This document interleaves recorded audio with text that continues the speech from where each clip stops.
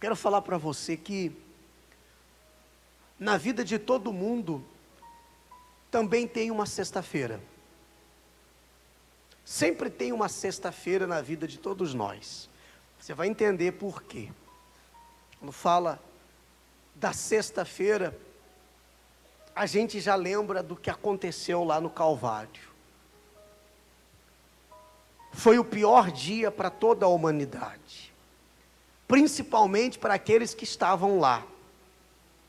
A sexta-feira da paixão, a sexta-feira santa, o dia que Jesus foi pregado na cruz. Qual era o sentimento no coração daquelas pessoas? Tenta se transportar para lá. Você, seguidor de Jesus, discípulo dele, familiar dos discípulos, aquela multidão que seguia ele de um lado para o outro, tenta se transportar a 2000 anos atrás, naquela sexta-feira. E tenta pensar comigo, pessoal, o que não passou pela cabeça daquelas pessoas. Foi o dia em que eles pensaram que deu tudo errado. Foi o dia em que eles pensaram que a promessa falhou. Porque mesmo Jesus falando o tempo todo, é necessário que eu sofra, é necessário que eu seja morto, é necessário que eu seja pregado na cruz, mas no terceiro dia eu vou ressuscitar. Mas na hora que realmente isso aconteceu, eles não estavam preparados para isso. Eles não estavam preparados para tamanha situação, para tamanho problema, digamos assim. Por isso eu falo para você que todos nós temos uma sexta-feira na nossa vida, que é aquele momento também que a gente pensa que é o fim. É aquele momento que você olha e não vê uma saída. Você consegue imaginar o que eles pensaram naquele dia? Aliás, está registrado na Bíblia. Eles passavam pela cruz, Jesus foi para lá às 9 da manhã. Ele deu o último suspiro às 3 horas da tarde. Deu tempo de passar muita gente por ali. Foi muito sofrimento. E cada um falava uma coisa. Você quer ver? Olha o que diz o versículo 33. Chegando a um lugar chamado Gólgota, que significa lugar da caveira, deram-lhe a beber vinho com fel, mas ele, provando, não quis beber. Depois de o crucificarem, repartiram entre si as suas vestes, tirando a sorte, e assentados ali, o guardavam. Por cima da sua cabeça, puseram escrita a sua acusação: este é Jesus, o rei dos judeus. Não era um elogio, era pelo motivo, eles atribuíam que era por esse motivo que ele estava sendo crucificado, porque ele se intitulou rei dos judeus, filho de Deus. Este é Jesus, o rei dos judeus. E foram crucificados com ele 2 ladrões, um à sua direita e o outro à sua esquerda. Os que iam passando blasfemavam dele, meneando, balançando a cabeça e dizendo: ó tu que destróis o santuário, em 3 dias o reedificas, salva-te a ti mesmo, se és filho de Deus, desce da cruz. Quer dizer, olha o que eles diziam, balançando a cabeça, zombando, dizendo: vem cá, se é realmente o Filho de Deus, por que ele não desce daí? Por que ele não se salva? Já não disseram isso também para a senhora? Já não falaram isso para você também? Ora, se você busca tanto a Deus, por que ele não te livra dessa? Por que ele não faz isso na sua vida? Se realmente você está buscando a Deus, por que chegou a essa situação? Agora você entende por que eu falei no início que nós também temos a sexta-feira na nossa vida? Aquele momento em que dá a entender para quem está ao nosso derredor que fomos abandonados, que fomos esquecidos. O próprio Senhor Jesus teve esta sensação. Ele até reclamou com o Pai, dizendo: por que me abandonaste? Palavras do próprio Senhor Jesus. É aquele momento, como diz o ditado aí fora, parece que o tiro saiu pela culatra. Parece que a promessa não se cumpriu. Parece que Deus falhou. Porque tudo que a gente ouviu, tudo que a gente creu, não vimos acontecer. Olha o que diz ainda o texto. Vocês estão entendendo até aqui, sim ou não? Foram crucificados com ele 2 ladrões, quer dizer, comparado a quê? Porque se ele foi colocado no meio de 2 ladrões, de 2 bandidos, de 2 assassinos, é porque igualaram ele a estes 2. Então olha que ponto chegou, olha que situação chegou. Mas até ali Jesus operou, né? Porque um dos 2, pelo menos um dos 2 ainda foi o quê? Foi salvo. Não perdi a oportunidade o nosso Senhor, é ou não é? Não tinha tempo ruim. Nem na sexta-feira dele ele deixou de salvar, diga graças a Deus. Talvez você tenha passado também pela sua sexta-feira. Onde você olha e pensa até que não tem jeito mais, que é o fim, que acabou. Eu estava conversando com a minha esposa, como é que não deveria ser aquelas pessoas que amavam tanto Jesus, hein? Que seguiam Jesus, que estavam o tempo todo servindo a Jesus, de repente olha e vê ele lá desnudo, pregado numa cruz, agonizando de dor, desfigurado. Imagina o que não aconteceu dentro da cabeça daquelas pessoas naquele momento. A sensação de que em tudo que elas tinham crido, estava indo por água abaixo. Aonde elas tinham depositado a sua confiança, estava agonizando num madeiro no meio de 2 bandidos.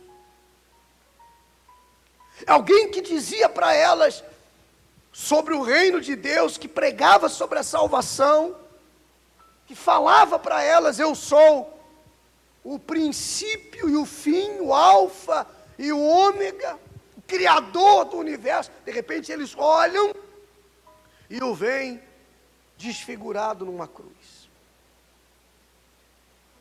A sexta-feira deles não é diferente da sexta-feira que nós passamos. Eu quero dizer, dos momentos difíceis que nós enfrentamos. Todos nós precisamos passar por isso, para se cumprir a promessa. Jesus explicava isso nos seus sermões, que era necessário ele passar por isso, para que se cumprisse o que disse o profeta Isaías: certamente ele tomou sobre si as nossas dores e carregou sobre si as nossas enfermidades. Então, tudo aquilo era necessário para que a promessa se cumprisse. Para que a palavra de Deus, para que o propósito de Deus se completasse.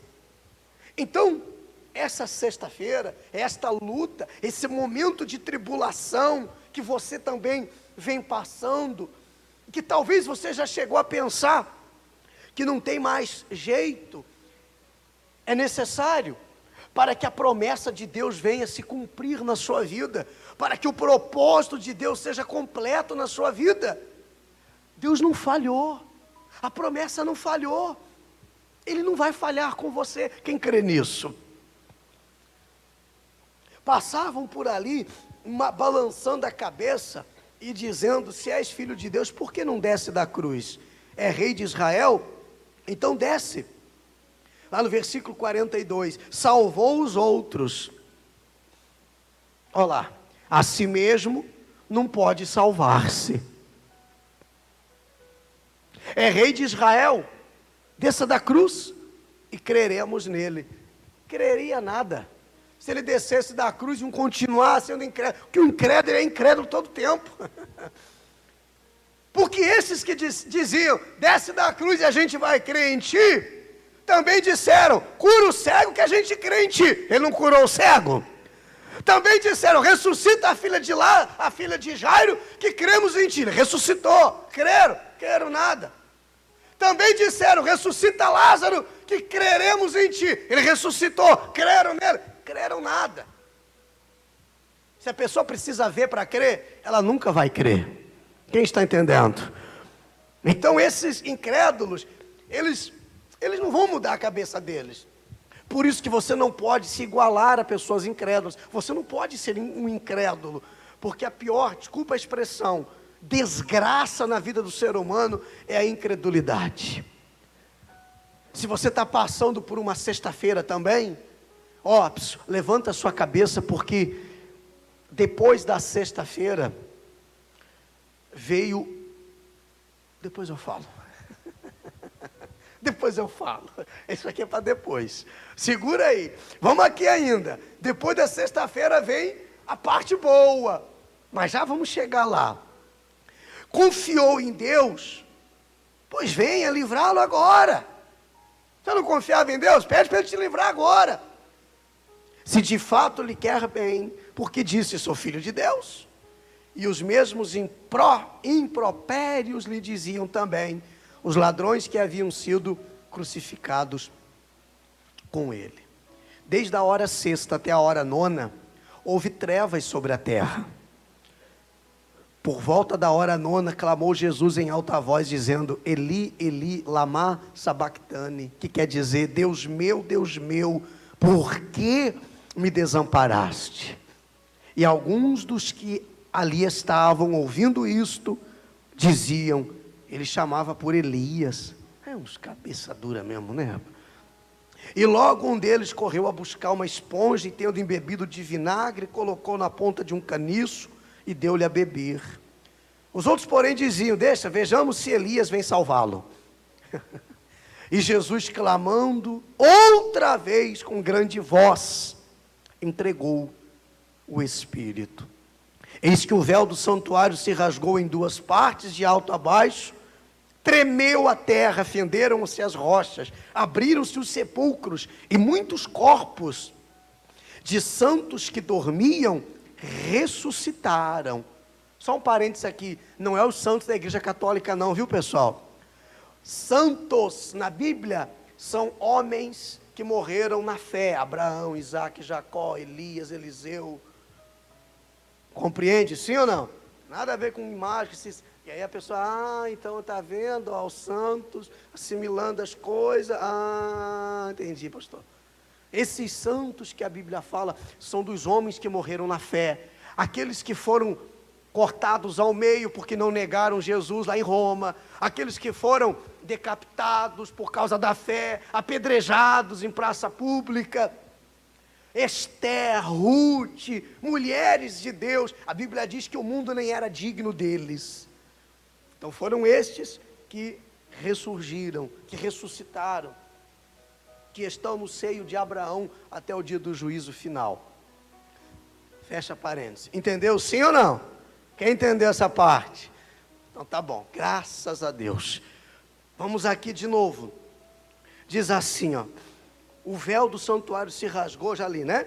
Saindo dos sepulcros depois da ressurreição de Jesus, entraram na cidade santa e apareceram a muitos. Esse dia, nesse momento, houve trevas em toda a terra. A escuridão tomou conta, o inferno tremeu, o véu que separava a criatura do Criador se rasgou ao meio, para que pudéssemos agora ter acesso livre ao trono da graça. Antes, para chegar a Deus, tinha que ter um intermediário, alguém tinha que interceder por nós, o profeta, o sacerdote. Mas agora, por causa do que fez Jesus na cruz, o véu que separava se rasgou. e nós temos acesso livre. Toda vez que você quer falar com Deus, basta você usar a palavra-chave. Tem um código, tem uma senha que abre os céus. Qual é a palavra? Qual é a palavra? Jesus. Com essa palavra você abre os céus. Amém, pessoal? Quando você fala o nome de Jesus, o inferno treme e os céus se abrem.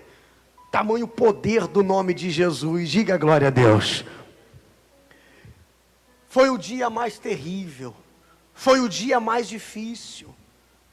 Um momento de tribulação. E eu falava ainda também sobre o sábado. Além da sexta-feira, ainda teve o sábado. Aquela sensação de abandono, né? Aquela sensação de solidão, aquele vazio. Como é que não deve ter sido? Mas depois da sexta, depois do sábado, veio o quê? O domingo. O dia que a promessa se cumpriu. O dia da ressurreição. O dia da vida.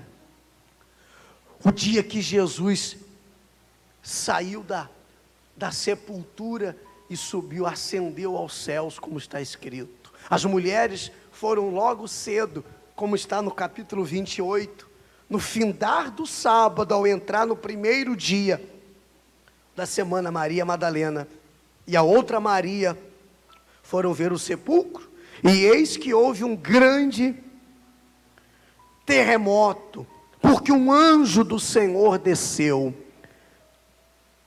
chegou e removeu a pedra e assentou-se sobre ela. O aspecto era como de um relâmpago, e a sua veste alva como a neve. E os guardas tremeram, espavoridos, e ficaram como se estivessem mortos. Mas o anjo, dirigindo-se às mulheres, disse: não temais, porque sei que buscais Jesus, que foi crucificado. Ele não está aqui. Diga aí, pessoal. Ressuscitou, como tinha dito. Olha o detalhe que me chamou bastante atenção quando eu li. O anjo fez questão de dizer para elas: olha, não está aqui, ele ressuscitou, como ele tinha dito, como ele falou, se cumpriu. A promessa não falhou, não caiu por terra. Deus não se esqueceu do que havia prometido. Passada a sexta-feira, passado o sábado, vem o domingo, o dia da vitória, o dia da vida, o dia da ressurreição, o dia que a promessa se cumpriu. E é esse dia que vai chegar. Você crê nisso? Quem crê nisso? É esse dia que vai chegar para você. O dia em que a vida vai entrar, o dia em que o Espírito Santo vai se manifestar, o momento em que a tristeza se transforma em alegria, o momento em que as lágrimas se transformam em sorriso, o momento em que tudo que estava dando errado começa a dar certo, o momento em que os inimigos são envergonhados, aqueles que estavam torcendo pela sua derrota, para dar tudo errado, tem que baixar a cabeça e reconhecer que a promessa dele não falhou, que a palavra dele se cumpriu.